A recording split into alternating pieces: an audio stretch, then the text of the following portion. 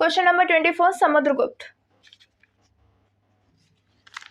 70% बच्चों का ये क्वेश्चन गलत, वेरी बैड। समुद्रगुप्त इतनी फेमस पर्सनालिटी, इसके बारे में तो कुछ भूलना ही मतलब कि घोर पाप है।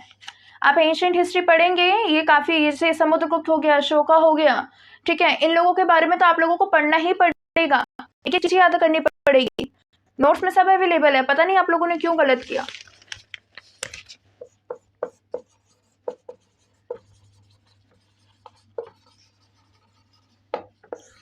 भारत का नेपोलियन, जो हिस्टोरियंस हैं, भारत का नेपोलियन किसको कहते हैं? समुद्रगुप्त को, ठीक है। ठीक है, तो भारत का नेपोलियन किसको कहा जाता है? समुद्रगुप्त को।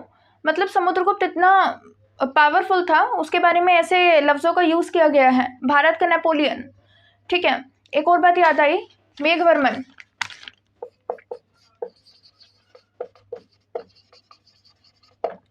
मेघवर्मन जो था वो श्रीलंका का राजा था, उसने समुद्रगुप्त से परमिशन मांगी कि क्या मैं आपके जो बोध गया है वहाँ पर आके मैं एक टेम्पल का निर्माण कर सकता हूँ।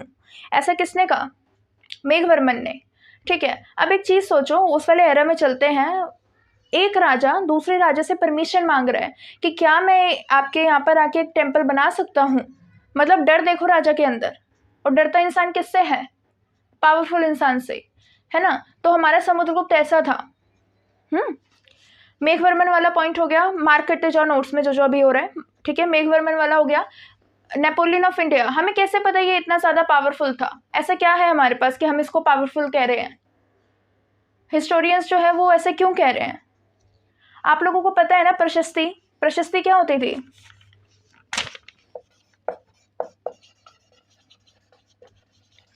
प्रशस्ति क्या होती थी? हाँ, तो प्रशस्ति के अंदर राजाओं की जितने भी किंग वगैरह थे उनकी तारीफ लिखी गई थी, और ये इनके दरबार में जो रहते थे वो लिखते थे। तो ऐसे हम लोगों को मिली है एक इलाहाबाद की प्रशस्ति, जो लिखी गई है बाणभट्ट ने। बाणभट्ट ना, हरिसेन ने। कितने सारे हाँ हाँ करने लग गए।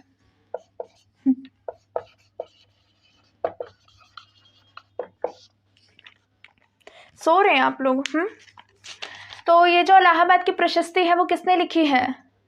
हरिसेन ने, ठीक है। जो बाणभट्ट है वो हर्षवर्धन जी से जुड़े हुए हैं, इधर का इनका कोई रोल नहीं है, ठीक है। तो इलाहाबाद की प्रशस्ति जो लिखी गई है वो हरिसेन ने लिखी है, और इसकी भाषा है संस्कृत, और इसकी जो स्क्रिप्ट है, जो स्क्रिप्ट होती है वो है ब्राह्मी। क्या है? ब्राह्मी स्क्रिप्ट, संस्कृत लैंग्वेज, ठीक है। इससे हम लोगों को पता लगता है कि जो समुद्रगुप्त था ना वो काफ़ी ज़्यादा पावरफुल था। जो ये जो है हमारे हरिसेन, इन्होंने बताया कि जो ये नेपोलियन ऑफ इंडिया है, इसने, ये रहा भारत हमारा, ऐसा है, ठीक है। इसने क्या किया ना, इसने, समुद्रगुप्त ने ऊपर नीचे दाएं बाएं हर जगह तहलका मचाया हुआ था, ठीक है। हर किसी से युद्ध करता था, जीतता था, ठीक है। ऐसे ही कुछ राजा हुए जिसको हम कहते थे आर्यवर्त।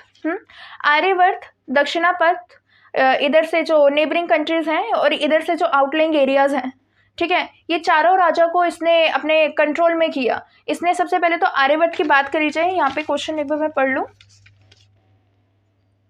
हाँ, तो आपसे यही पूछा गया है कि दक्षिणापथ के राजा के साथ इसने क्या किया। सबसे पहले तो फर्स्ट ऑप्शन देखो, यहाँ पे लिखा गया है कि इसने पकड़ा और उनको हराया, और बाद में उनका जो एम्पायर है अपने एम्पायर के अंदर मिला लिया।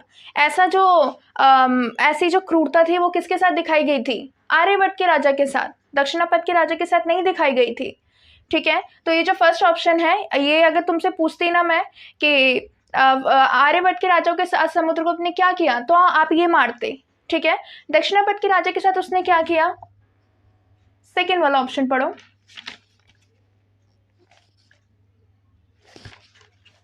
उनको हराया, ठीक है, दक्षिणापथ के राजाओं को हराया, लेकिन उसके बाद क्या किया? उन लोगों को बोला कि जाओ तुम लोग आज़ाद हो, अपना अपना शासन करो, ठीक है। आर्यभट्ट के साथ क्या किया गया? उनको पकड़ा, अपने साम्राज्य में मिला लिया, उनको युद्ध में हराया और उनको अपने साम्राज्य में मिला लिया। दक्षिणापथ के राजा के साथ वो थोड़ा लिबरल हुआ, उसने बोला कि ठीक है तुम लोग जाओ, और उनको हराया, उसको भी हराया, लेकिन उसने शासन में नहीं मिलाया, बल्कि उनको कहा कि तुम लोग जाओ और शासन करो। ये दोनों समझ आ चुके हैं। थर्ड वाला देखो, जो नेबरिंग कंट्रीज थी उस टाइम पे, जो इनर वाली थी, जो इनर वाली साइड थी, जैसे कि असम और नेपाल, उनके साथ क्या किया गया था? हाँ, एक मिनट,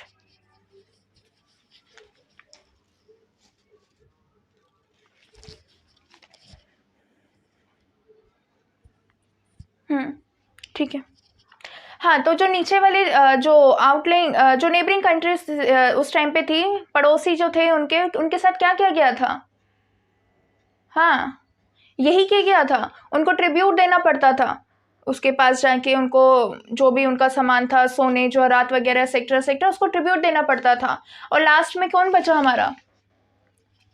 आउटलाइंग एरियाज, उनको शादी करनी पड़ी अपनी बेटियों की समुद्रगुप्त के साथ, मैट्रिमोनियल रिलेशनशिप में आना पड़ा। ठीक है, समझ आ चुका है चारों पॉइंट? एक बार रिवीजन करते हैं, सबसे पहले तो चलते हैं हम आर्यभट्ट के पास। आर्यभट्ट के साथ क्या किया गया? उनको पकड़ा, उनको हराया और उनका साम्राज्य अपने में मिलाया। ठीक है। दक्षिणापथ के साथ क्या किया गया? उनको भी हराया, लेकिन उनको अपने साम्राज्य में नहीं मिलाया गया। उनको बोला गया कि जाओ, तुम लोग जाओ और अपना अपना शासन करो। ठीक है। फिर चलते हैं नेबरिंग कंट्रीज के पास, जो उस टाइम पे असम और नेपाल वगैरह थी, उनके साथ क्या किया गया? उनको ट्रिब्यूट देना पड़ता था समुद्रगुप्त के आगे कि ठीक है आप ये ले लीजिए, ये रख लीजिए, सोना जवाहरात जो भी होता था। ठीक है। अब जो चौथा आया वो थे बाहर के जो थे आउटलाइन, जो थे नेबर्स, जो आउटलाइन कंट्रीज वगैरह थे, उनके साथ क्या किया गया? मैट्रिमोनियल रिलेशनशिप्स बनाने पड़े उन लोगों को। तो ये चारों तरफ इन्होंने तहलका मचा रखा था समुद्रगुप्त ने, और इस प्रकार बचाया गया था। हमको कहाँ से पता लगता है? इलाहाबाद की प्रशस्ति से। किसने लिखी थी? बाणभट्ट ने। हरिसेन ने। किसने लिखी थी? हरिसेन ने लिखी थी। कौन सी लैंग्वेज थी? Sanskrit language, Brahmi script.